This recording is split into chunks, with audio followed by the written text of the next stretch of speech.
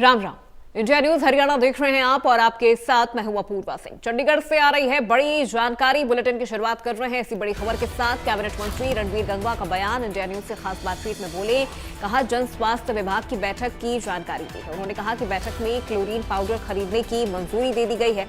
स्वच्छ पानी मिले, यही हमारी प्राथमिकता है। गंगवा ने कहा कि 20 फरवरी से 18 मार्च तक चलेगा बजट सत्र। विपक्ष सेशन का समय कम रखने का आरोप लगाता है, लेकिन विपक्ष सदन में चर्चा करने से ही भागता है। अविश्वास प्रस्ताव पर सीएम का जवाब नहीं सुना। बजट को लेकर भी रणबीर गंगवा ने प्रतिक्रिया दी है। कहा हरियाणा का बजट प्रदेश की जनता के हित में होगा। संकल्प पत्र के वादों को पूरा करने वाला ये बजट होगा।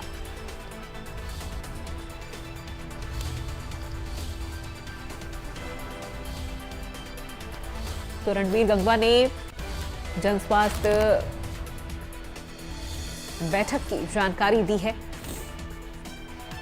और उन्होंने बजट को लेकर भी जानकारी देते हुए कहा कि विपक्ष सेशन का समय कम रखने का आरोप लगाता है, लेकिन विपक्ष खुद सदन में चर्चा करने से भागता है। अविश्वास प्रस्ताव पर सीएम का जवाब नहीं सुना। बजट को लेकर भी रणबीर गंगवा ने प्रतिक्रिया दी है।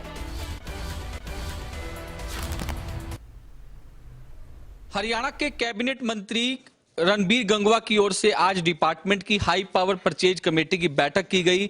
बैठक में तमाम जो चीजों की खरीदारी को मंजूरी जो है वो आज देने का काम किया गया है। इस वक्त हमारे साथ कैबिनेट मंत्री रणबीर गंगवा जी मौजूद है। गंगवा साहब, आज बैठक की गई है, किन किन सामान की खरीदारी की मंजूरी जो है वो दी गई है?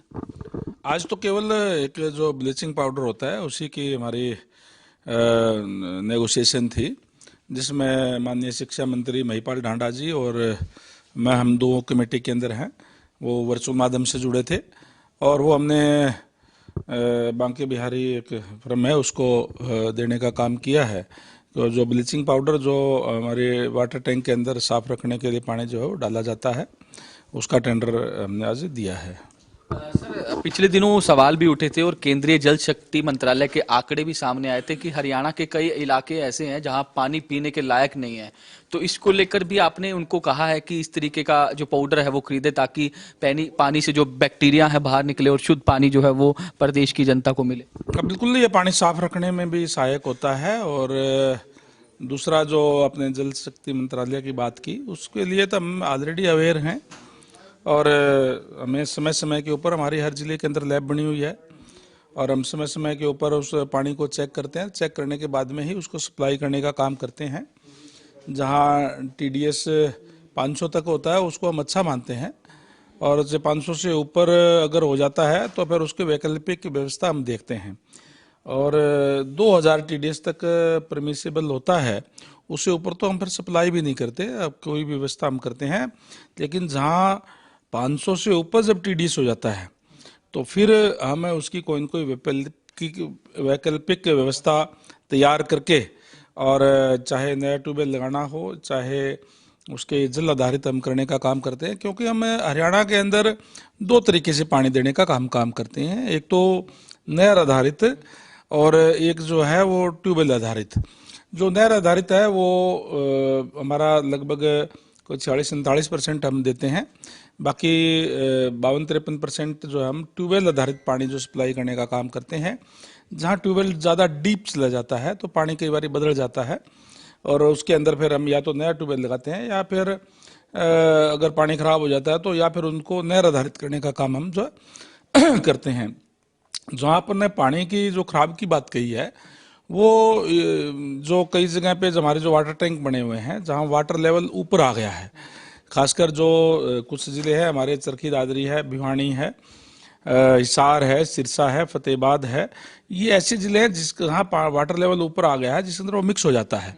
और जो RBC के जो नीचे जो उनकी तली बनी हुई थी, फर्श जो है, उसमें फिर वो टूट करके मिक्स हो जाता है। उसके लिए हमने एक प्रपोजल तैयार की है कि हम ऐसे 273 टैंक चिन्हित किए हैं जहां ये दिक्कतें आई है, और माननीय सीएम साहब से रिक्वेस्ट भी किया है कि उसके लिए बजट का प्रावधान इसमें करें ताकि हम उनको RCC के बढ़ाने का काम करेंगे। अब पंजाब से जिस तरीके से पिछली बार जो विवाद हुआ, पर्याप्त पानी की है अपने पास? क्योंकि अब जो है जिस तरीके से समर जो है वो आने वाला है तो पानी की दिक्कत ना हो। पिछली बार एक इशू जो है वो क्रिएट हो गया था? देखिए, पिछली बार भी जो इशू क्रिएट हुआ था तो वो तो बिना मतलब का किया गया था पंजाब की तरफ से। ऐसा नहीं किया जाना चाहिए। और पीने के पानी की प्राथमिकता होती है। पीने के पानी की हम पहले सारा प्रबंध हम उसका करते हैं और वो हमारे पास पर्याप्त प्रबंध जो है पीने के पानी का है। सर 18 तारीख से 20 तारीख से जो सेशन शुरू हो रहा है, कितनी तैयारी है, कब तक टेंटेटिव प्लान है? पूरी तैयारी है। कल ही कैबिनेट की मीटिंग थी। कैबिनेट की मीटिंग के अंदर ये डिसाइड किया है कि 20 फरवरी से लेकर के 18 मार्च तक बजट सेशन रहेगा और 20 तारीख को महामहिम राज्यपाल जी अपना अभिभाषण देंगे और पूरी तैयारी सरकार की तरफ से है।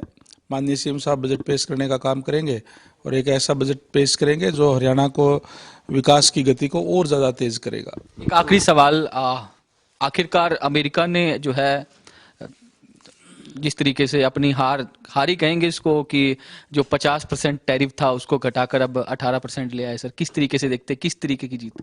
ये नया भारत है, मोदी जी का भारत है और किसी के आंख दिखाने से डरने वाला भारत नहीं है।